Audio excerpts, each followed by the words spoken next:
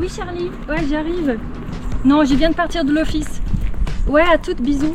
Mais Manon, mais qu'est-ce que tu fais là? Ah, coucou Manou, là je vais chez les pompiers, je vais déposer des affaires de mon papy. Mais ton papy? À la caserne? Je comprends pas. Bah oui Manou, en fait mon grand-père était capitaine des pompiers à la caserne de Saint-Jean-de-Maurienne et j'ai récupéré plein d'affaires à lui que je vais déposer parce qu'il avait aidé à la création de cette caserne. Wow Manon, mais c'est trop intéressant. Mais pourquoi tu m'as pas appelé pour venir avec toi? J'ai envie de t'accompagner. Bon ok Manou, viens avec moi mais on emmène les petits flocons avec nous hein. Yes. Salut les petits flocons! Bonjour, moi du coup c'est Loïc, je bosse à la fromagerie coopérative et je suis pompier depuis 11 ans. Je vous passe Stan. Salut, moi c'est Stan, je suis pompier depuis 4 ans et je travaille dans le TP comme mécanicien. Salut, moi c'est Alexis, je suis pompier depuis 1 an et je bosse en maçonnerie. Salut, moi c'est Marie, je viens juste de rentrer au centre de secours et je travaille à la salle de musculation. Je suis arrivé au Corbier il y a 6 ans déjà, donc progressivement il y en a qui ont fini leur JSP comme Stan et qui y sont rentrés.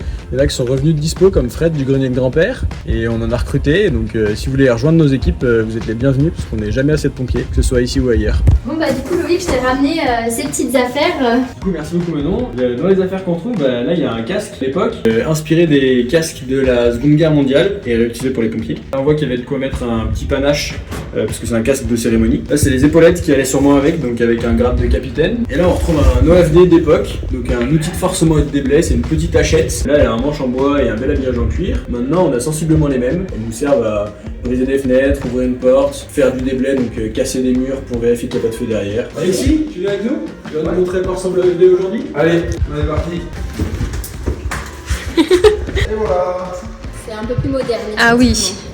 Du coup c'est le même instrument on vient de voir. Ouais, Ok. Si vous voulez, on va profiter pour faire l'inventaire des véhicules. Bah allez, d'accord. Oh, mais je peux monter? Ouais, tu peux y aller. Il y a suffisamment de place pour travailler à 3 voire 4 personnes dedans avec la victime allongée.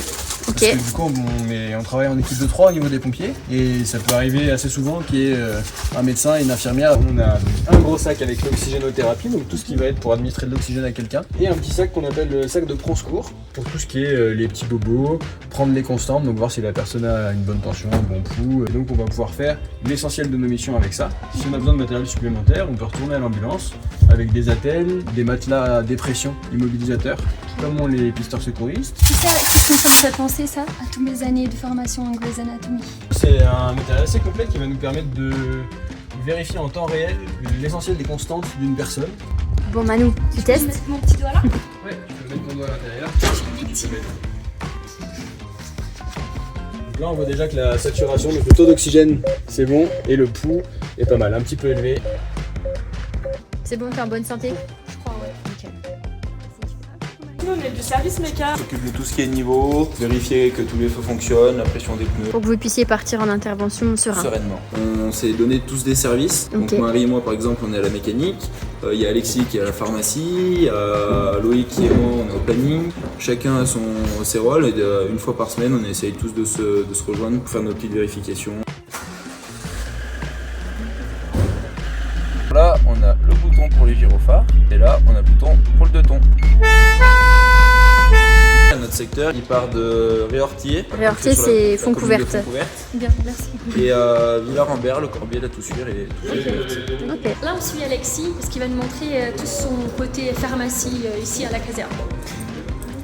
Alors ici vous avez la petite pharmacie de la caserne du Corbier. On a de quoi se ravitailler après une petite intervention. C'est toi qui gères le stock?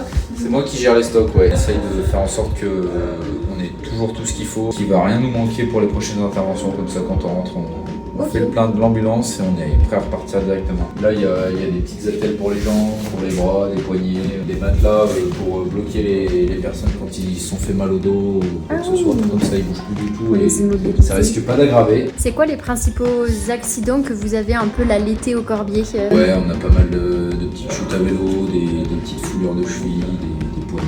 Ça fait combien par semaine par exemple? C'est très aléatoire C'est peut-être. assez aléatoire, on va dire entre 1 et 5 sorties par semaine en moyenne. Là, il y a plein de techniques de relevage différentes qui existent. Comment tu te sens là Manon? Compressé. Quand on met un matelas-coquille comme ça, en systématique, on vient mettre un collier cervical dans les hanches. Attention pour le lever. Levé. mettre debout.